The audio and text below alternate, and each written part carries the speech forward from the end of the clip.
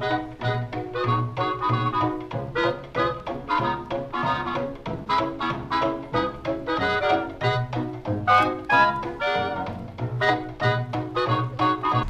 वालेकुम।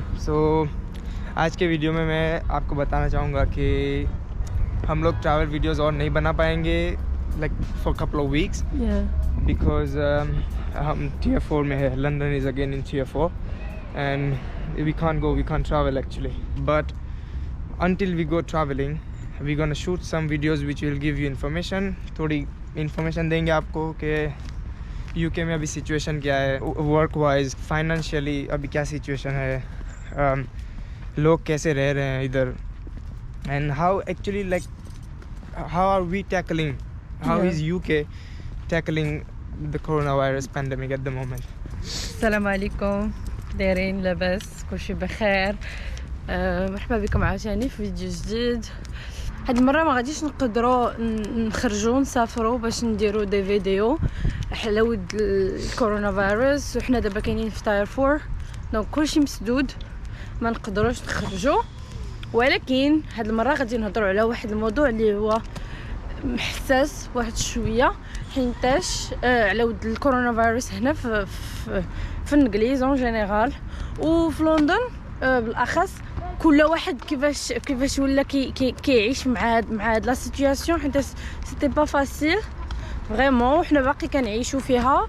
بون حنا ان شاء الله غادي نبداو لا فيديو وغادي نشرحوا لكم باختصار كيفاش كنعيشوا مع هاد لا سيتوياسيون هنايا. आज के वीडियो के लिए I hope I'm gonna start using official language of my country.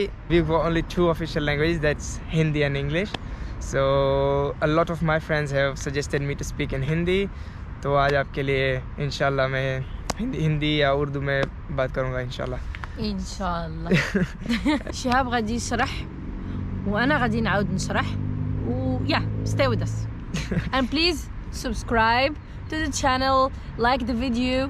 عفاكم ديروا جيم لا فيديو وتابوناو للقناه الى اول مره كتشوفونا باش هكا يطلعوا لكم دي فيديو جداد و فوالا. وان شاء الله جيسبر كو يعجبكم المضمون ديال القناه ديالنا. يلا بلا ما نطولوا عليكم بيتكم. A lot of people know, they are saying that there's a new strain, एक नया strain आया इधर यूके के अंदर। तो वो क्या चीज़ है और यूके गवर्नमेंट उसके लिए क्या स्टेप्स ले रही है वो हम बताएंगे इंशाल्लाह। The main thing is keep distance and cover your face. Yeah. It's okay between a husband and wife.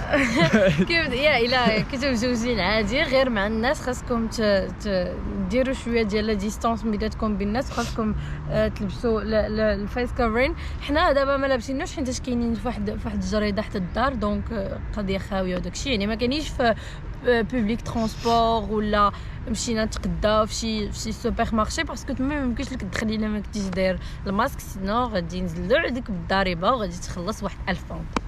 Right? Yes, 1000 pound. 1000 पाउंड 1000 पाउंड का फाइन है if you don't keep distance on public transport. और अगर आपका फेस कवर नहीं है तो you might be thinking that अभी लॉकडाउन है, शिहाब और वफ़ा क्या कर रहे हैं बाहर। दिस इज़ आवर टाइम, जब उन्होंने हमको परमिशन दी है गवर्नमेंट ने दैट आप दिन में एक बार बाहर जा सकते हो इन अ पार्क और समथिंग, फ्रेश एयर के लिए और थोड़ी एक्सरसाइज के लिए। सो हम लोग वो टाइम इस्तेमाल कर रहे हैं अभी वीडियो बनाने के लिए। इसमें क्या है कि जब भी आप पब्लिक ट्रांसपोर्ट पे जाएंगे अभी तो आपको फेस कवर्ड रखना है, डिस्टेंस बना के रखना है, but you are not allowed to travel until and unless it is very very necessary. की वर्क करूँ NHS staff, so I have to work, मुझे काम पे जाना पड़ता है रोज़ और I am allowed to travel. But if they find you that आप अननेसेसरी ट्रैवल कर रहे हो, they gonna fine you 1000 quid, 1000 pound का फाइन लगेगा आपको। So better not to travel now until further notice। अभी बताया नहीं हमको कब ख़त्म हो रहा है लॉकडाउन, पर hopefully it ends soon. Yeah. Isn't it? Yes.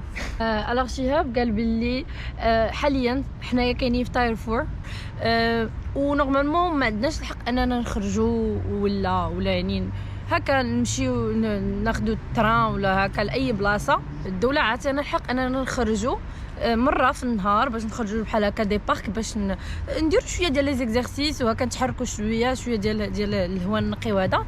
وحاليا حنايا خدينا هذيك هاد الفرصه هذه باش نصوروا هذا الفيديو. وحاليا دابا حيت الناس ما تيقدروش انهم يخرجوا، تنقول ترافلين يعني ما تيقدروش انهم يمشيو للخدمه وهذا الا في جوج الحالات، هما الناس اللي خدامين في القطاع الصحي ولا شي حاله اللي هي ديال لورجونس بحال شهاب. حيت هو خدام في القطاع الصحي، هو خدام ما جالسش من الخدمه كيخرج ديما هو خدام. شي واحد لقاوه مثلا في الطران وجاو يتشيكيو في الخدام وهذا ولقاوه باللي خارج يعني يعني ما عنده حتى شي غيزون علاش خارج، ماشي على الخدمه ولا شي حاجه، كينزلوا عليه بواحد الضريبه ديال 1000 باوند سواء على الماسك سواء على انك خارج مسافر شي بلاصه اللي هي يعني ماشي خدمه ماشي اي حاجه، يعني خارج بدون سبب كي ينزلوا عليك الضريبه ديال 1000 باوند right. Yes. and يعني وحاليا ما تنخرجوش الناس ديبريسا بصراحه ولكن थोड़ा डिप्रेशन लगता है घर में बैठने के लिए स्पेशली इसको because she's at home all day. ديما جالسه في الدار. Me I'm working, I'm really tired honestly speaking. इतना थक गया हूं मैं from last March. I have been working non-stop. एक थोड़ी भी हॉलीडे के बिना सिर्फ काम किया है पूरे it's around like 10 months. ولكن واخا كامل هذا الشيء واخا كامل هذا السترين الصراحه ما نكذبوش الدوله هنايا كتعاون الناس. يعني الناس اللي ما كاينين خدامين في القطاع الصحي بحال الناس اللي كيخدموا في لي زوتيل، الناس اللي كيخدموا في لي ريستورون، الناس اللي كيخدموا يعني في الحوايج اللي هما محبوسين حاليا وما عندهم ما عندهمش الحق، يعني ما يقدروش لا يخدموا على برا ولا يخدموا من الدار. كتعطيهم الدوله 80% ديال لي صالير ديالهم اللي هما ديجا كيتخلصوا، الدوله كتخلصهم 80% ديال لي صالير ديالهم واخا ما خدامينش وواخا تحبسوا على الخدمه. حيتاش كاينين هنا دابا شحال ديال لي زوتيل جراو على الخدام حيتاش ما عندهمش باش يخلصوهم، ولكن الدوله كتخلص هنايا الناس 80% ديال لي صالير ديالهم غير باش ما يخرجوش وباش يحميو الدوله ديالهم ويحبسوا من هذا المرض. हाँ तो यहाँ पे बहन ये बोल रही है कि हमारी गवर्नमेंट जो भी है यूके में वो बहुत हेल्प कर रही है पीपल को जो who are working and who have businesses, क्योंकि द प्रॉब्लम इज़ अगर आपका बिजनेस एक बार गिर गया कंट्री में तो it's really hard for them to get up. So जितने भी बिजनेसेस है जो फॉर एग्जांपल रेस्टोरेंट्स वगैरह हैं वो लोग वर्क फ्रॉम होम नहीं कर सकते, घर पे बैठ के काम वगैरह नहीं कर सकते, तो उन लोग के लिए क्या है कि जितना भी प्रॉफिट वगैरह होता है उन लोग का बिज़नेस में वो गवर्नमेंट को पता होता है anyway because they have their documents sent to them.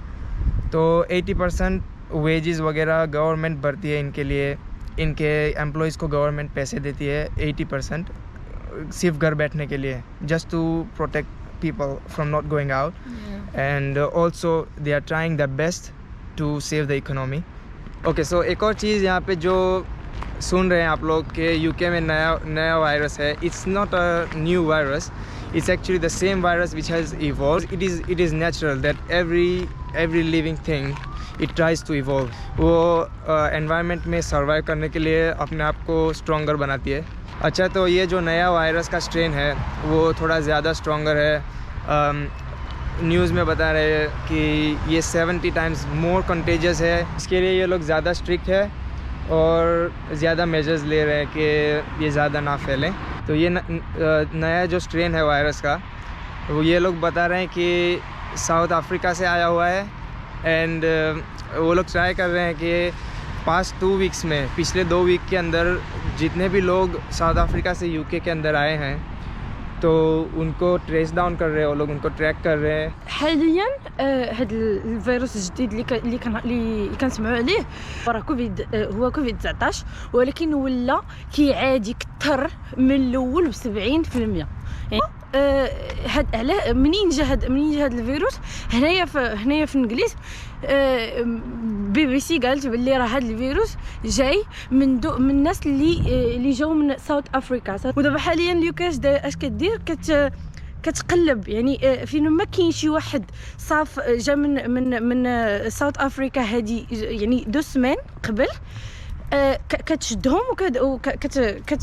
وكتدير لهم الحجر الصحي باش انهم يحبسوا هذا الفيروس هذا اللي عادي الناس بزاف، حيتاش هذا دغيا يقدر يعادي الناس دغيا اكثر من ما كان كوفيد 19. ولكن هاد لي فاكسان دابا اللي خرجوا هنايا في اليوكي كاينين جوج، كاينين فايزر واكسترازينيكا. يعني الجوفرمنت قالت باللي هاد لي فاكسان بجوجهم عندهم واحد ليفي اللي يقدر انهم يعني يقضي على هذا الفيروس، واخا هو يعني قاصح على كوفيد 19. وجيسبر بيان يكون هذا الشيء صحيح. دابا يلاه بداو كيديروا لي فاكسان الناس اللي فوق من 80 عام، حيت هنايا هكا دايرين فوق من 80 عام عاد باش الناس اللي هما ديابيتيك، الناس اللي فيهم السكر ولا امراض مزمنه، عاد باش غادي تكملوا مع هادو، عاد باش غادي يبداو يديروا الفاكسان الناس العاديين. وان شاء الله جيسبيغي الله يهز علينا هاد المرض ان شاء الله ونرجعوا لحياتنا الطبيعيه كيف ما كنا. رايت بيب؟ यस ان شاء الله इंशाल्लाह इंशाल्लाह।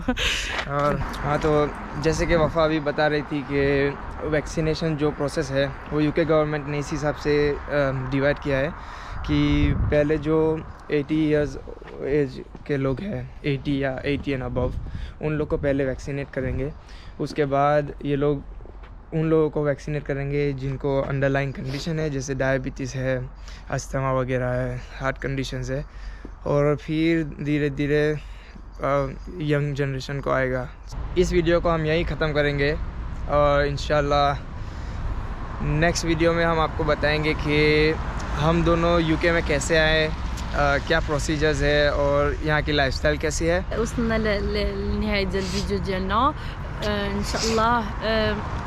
الفيديو الجاي قررنا اننا غادي